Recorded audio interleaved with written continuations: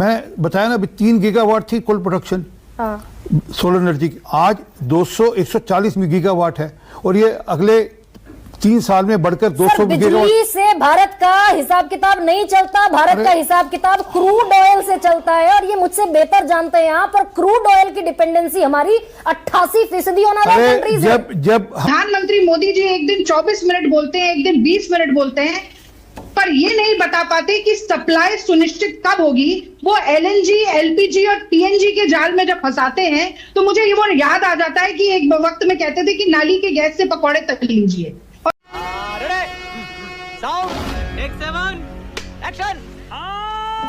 सिंह, आपको सर लेकर आ रही हूं मैं। भाई ब्रिक्स की हम प्रेसिडेंसी कर रहे हैं, ईरान इस बात पर अड़ा हुआ है कि या तो इसकी मुखालफत करो खुलकर, ये जो हमारे सॉवरेन नेशन में घुस गए, सॉवरेनिटी पर हमला किया, या तो खुलकर इसकी मुखालफत करो, नहीं तो स्ट्रेट ऑफ हॉर्मुज जापान के लिए खुला, चाइना के लिए खुला, भारत के लिए तो नहीं खुला, जिसे प्रधानमंत्री कह रहे हैं कि मैटर ऑफ कंसर्न है।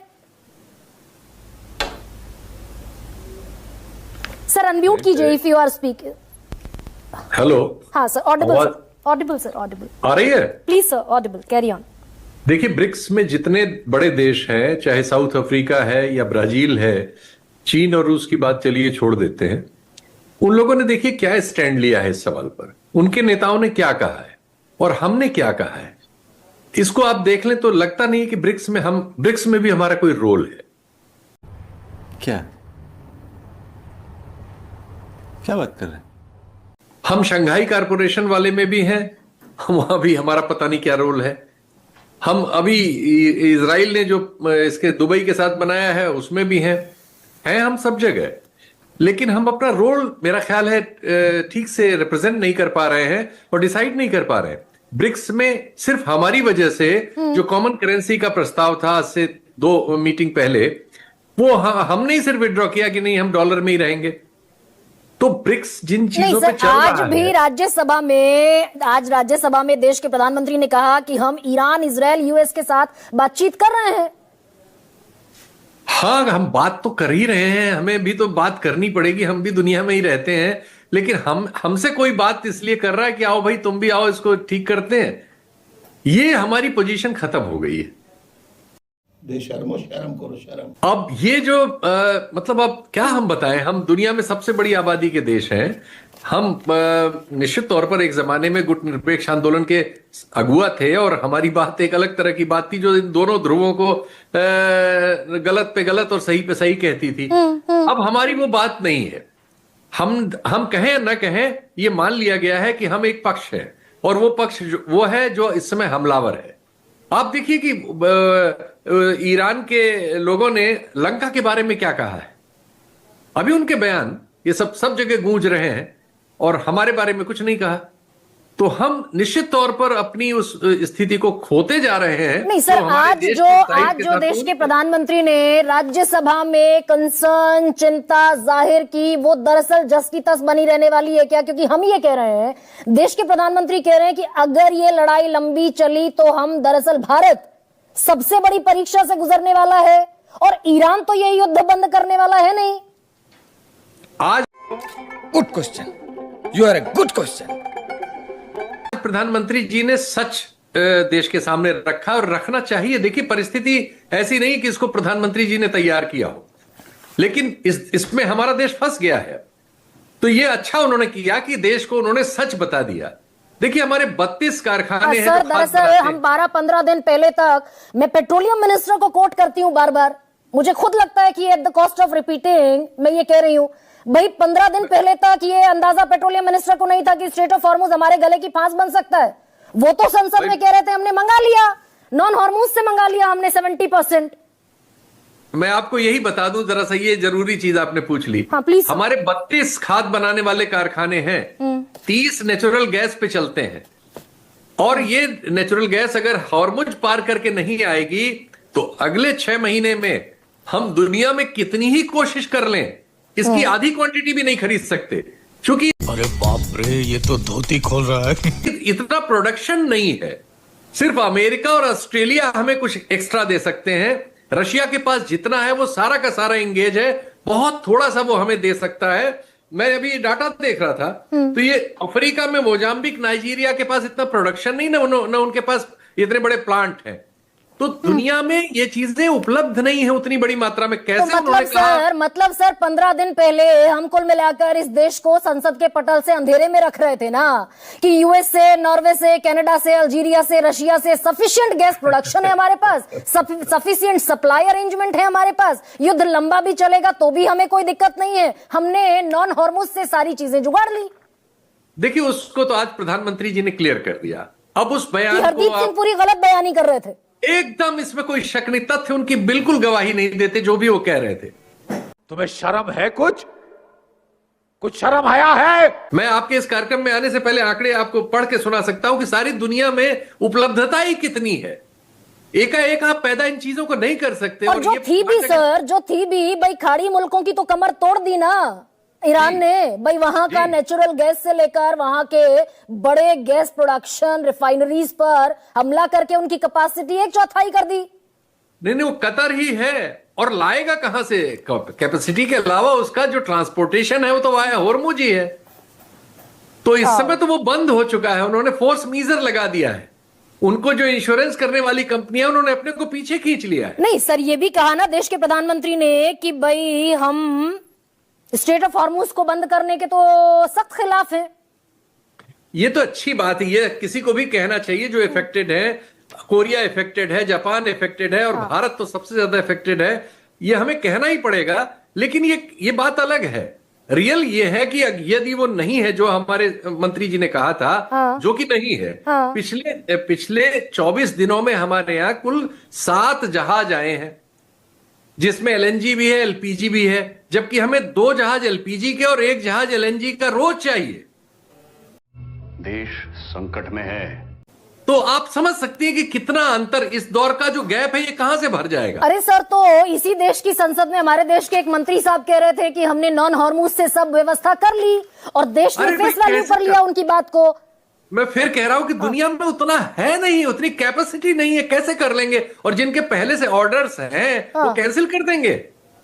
तो है ही नहीं, और हम कह रहे थे कि हमने व्यवस्था कर ली। अब सिंह सर, आपसे मेरा अब ये सवाल है दरअसल कि हमें ये तो आज देश की संसद से मैसेज मिला कि अगर ये युद्ध नहीं रुका, अगर स्ट्रेट ऑफ हॉर्मुज नहीं खुला, तो भारत सबसे बड़ी परीक्षा की घड़ी में आकर खड़ा हो गया।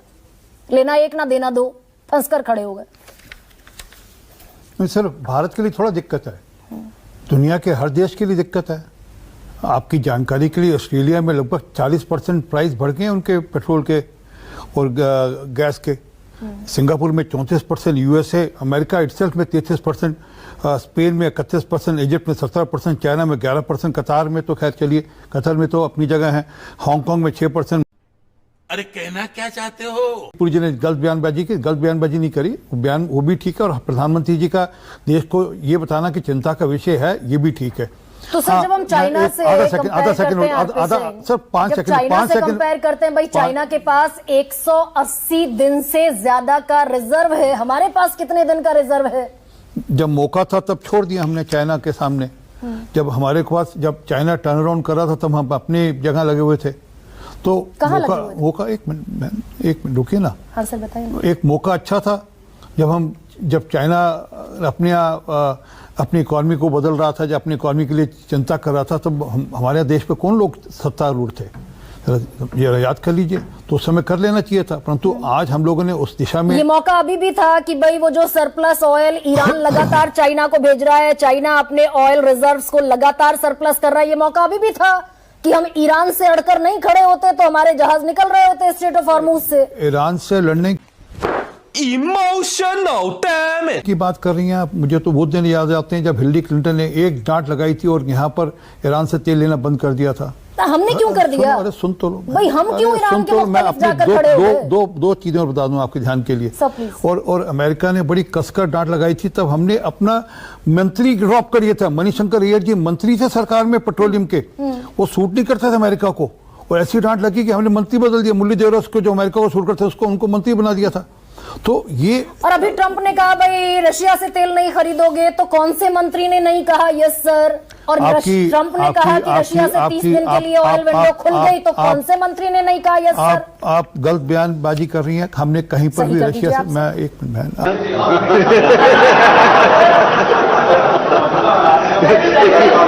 वो सब नहीं, ये जो आज गिनवाए गए सर, एक सेकेंड, एलपीजी का घरेलू उत्पादन हमने बढ़ा दिया, हमने एलपीजी की जगह एलएनजी पर शिफ्ट कर लिया, क्रूड ऑयल के निरंतर सप्लाई है, हम 10 साल से रिफाइनिंग कैपेसिटी को बढ़ा रहे थे, हमारे सारे मालवाहक जहाज 90% बाहर के हैं, अब हम 70,000 करोड़ इन्वेस्ट कर रहे हैं। इन सारे जो उपाय हैं, इनसे हमने हासिल क्या किया? 10-12 साल में हमने क्या हासिल किया इन सब से? जी, हमने अपनी रिन्यूएबल एनर्जी की कैपेसिटी 35 जीबी से हमने बढ़ाकर 279 जीबी की, हमने सोलर क्षमता 3 जीबी से बढ़ाकर 140 जीबी की। हमारी पॉपुलेशन भी बढ़ी, हमारी कंजम्पशन भी बढ़ी। तो कंजम्पशन बढ़ी तो हमें तो आत्मनिर्भरता की तरफ जाना था ना, हमें तो मेक इन इंडिया की तरफ जाना था। कहाँ हम 83% डिपेंडेंट थे, अब बढ़कर हम 11-12 साल में 88% डिपेंडेंट हो गए। उसी रफ्तार पे डिपेंडेंसी हमने और बढ़ा दी। अगर उसी रफ्तार पे यही नहीं, अभी और सुनिए आपके सामने राहुल गांधी इतने सैडिस्टिक अप्रोच से क्यों कहते हैं, दिखाई देते हैं? एक छोटी सी बात मैं कह दूं, उसके बाद एक छोटी सी बात सुनिए फिर जाइएगा। एक छोटी सी बात, आरपी सिंह, छोटी सी बात, छोटी सी बात, मैं बताया ना, अभी 3 गीगावाट थी कुल प्रोडक्शन सोलर एनर्जी की, आज 140 गीगावाट है, और ये अगले 3 साल में बढ़कर 200 बिजली से भारत का हिसाब किताब नहीं चलता, भारत का हिसाब किताब क्रूड ऑयल से चलता है, और ये मुझसे बेहतर जानते हैं यहाँ पर। क्रूड ऑयल की डिपेंडेंसी हमारी 88% ऑन अदर कंट्रीज है। जब हम बिजली से थोड़ी भारत चलता है। क्रूड ऑयल की जगह जब इलेक्ट्रिसिटी की जगह या उसकी जगह सोलर की जगह यूज होगा तो क्रूड ऑयल से भारत चलता है। 88% हम क्रूड ऑयल बाहर से मंगाते हैं। हाँ, तो अगर ये उसी स्तर पर चलता रहता तो आज 90% से ज्यादा मंगवाना पड़ता जी। 83 से घटाकर आपने 83 से बढ़ाकर 88 कर दिया, और कोसते हैं आप कांग्रेस को। चलिए खैर, कोसिए, वो आपका पॉलिटिकल, ठीक है, इसमें आप राहुल गांधी को कुछ अच्छा होता हो दिखाई नहीं दे रहा है। राहुल गांधी कह रहे हैं कुछ नहीं बदलेगा।